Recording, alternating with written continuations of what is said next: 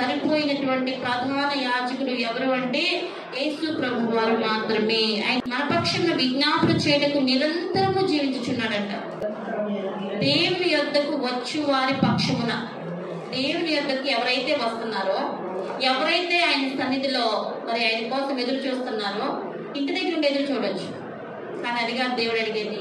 ఆయన సన్నిధిలో, ఆయన మందిరంలో ఎవరైతే ఆశగా వచ్చి ఎదురు చూస్తున్నారో దేవుడు వారి గురించి చెప్తున్నాడు.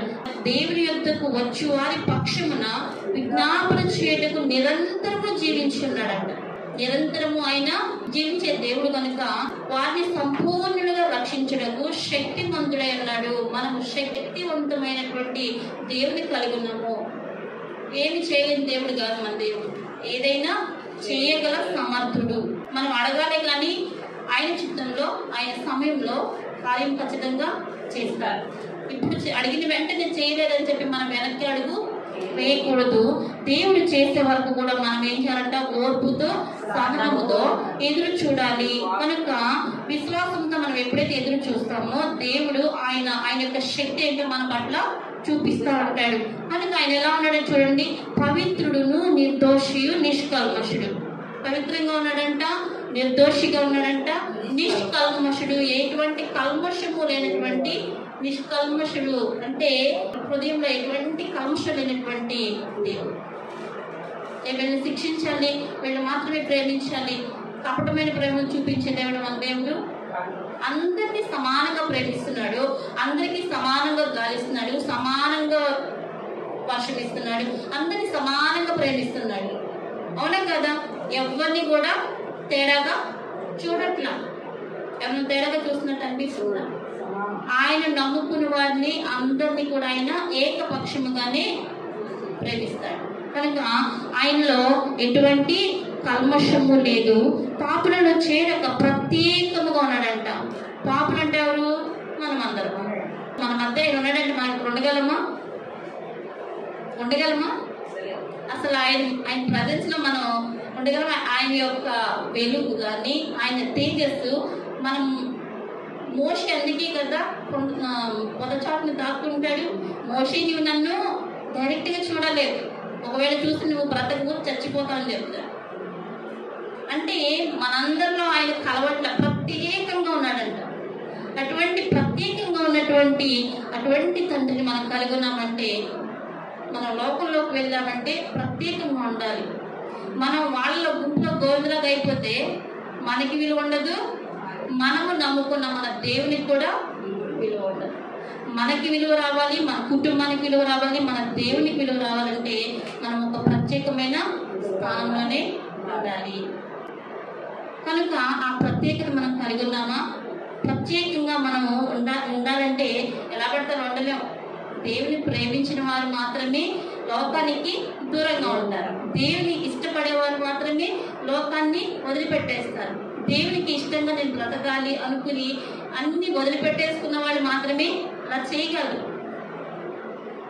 నేను దేవుడి కోసమే బ్రతకాలి అంటే ఈ లోకం నేను వేరే చేసుకోవద్దంటే చేసుకోవాలి. నేను చెప్పేది ఆత్మీయమైన కోణంలో. శారీరకంగా మనం అన్ని సంపాదించుకోవాలి, అన్ని ఉంచుకోవాలి, అవసరత తీర్చుకోవాలి, కానీ దేవుని పక్కన పెట్టేంత చేయకూడదు. ఏది ఏమైనా కానీ దేవునికి మనము ఏం చేయాలంట? మొదటి స్థానము ఇవ్వాల్సిందే. మొదటి స్థానం ఇచ్చినప్పుడే మనము ఆయన కుమార్తెలముగా అధికారాన్ని పొందుకుంటాము. కనుక చూడండి, ఆకాశ మండలముల కంటే మిక్కిలి హెచ్చైన వాడును నైనా ఆకాశము, మహాకాశాలు వీటన్నిటికంటే హెచ్చుగా ఉన్నాడంట. అసలు ఆకాశాన్ని మనం కొలవగలమా? అసలు ఎత్తు చెప్పగలమా? ఈ ఆకాశమే మనకి ఎత్తు, ఇటుపైన మనకి ఇంకో 7 ఆకాశాలు ఉన్నాయి, మొత్తం 7 ఆకాశాలు. ఇన్ని ఆకాశాలను దాటుకుని ఇంకా పైన ఉన్నాడు అంటే ఆయన మనం ఇంకే ఎలా పోల్చగలము? అటువంటి దేవుడు మనల్ని రక్షించడానికి శక్తిమంతుడిగా ఉన్నాడంట. అందుకే మనము ఆయన రెక్కల నీడలో మనం ఎప్పుడైతే ఆశ్రయము పొందుకుంటామో, రెక్కల నీడలో మనం ఎప్పుడైతే దాగుకుని ఉంటామో మనకి ఎటువంటి లోటు ఉండదు, ఏ కీడు సంభవించదు. ఒకవేళ మనం కీడు చేయాలనుకున్న వారు కూడా దేవుడు వారికి ఏం చేస్తాడంటే గుణపాఠం నేర్పించేస్తాడు. సో మనకెవరు శత్రువులు ఉండరంట. ఎందుకంటే మన పక్షాన ఉండెవరు? దేవుడే. దేవుడు మన పక్షాన ఉండగా మనకు విరోధి ఎవరు? సో మనకి విరోధి ఎవరు ఉండాలంటే అపవాది. అపవాది ఏం చేస్తుందంటే మనుషులను వాడుకుంటా ఉంటది. అంతేగాని మనుషులందరూ మంచోళ్ళే, కానీ అపవాది ఏం చేస్తుందంటే ఆ మనుషుల్లో అటాక్ అయిపోయి వాళ్ళ యొక్క బలహీనతను ఆధారం చేసుకుని మన మీద పనిచేస్తూ ఉంటారు. మనుషులందరూ మంచోళ్ళే, కానీ మనం మనిషిని తిట్టుకోవటం కాదు, కానీ వాళ్ళలో ఉన్న అపవాది ఆలోచన. అందుకే మనం ఎలా ఉండాలంట, దేవునిలో బలవంతులుగా ఉన్నప్పుడు అపవాదికి అవకాశము ఏం మాత్రము ఇవ్వలేము. అపవాది యొక్క ఉచ్చులో పడిపోము, వాడి యొక్క తంత్రములో పడిపోము.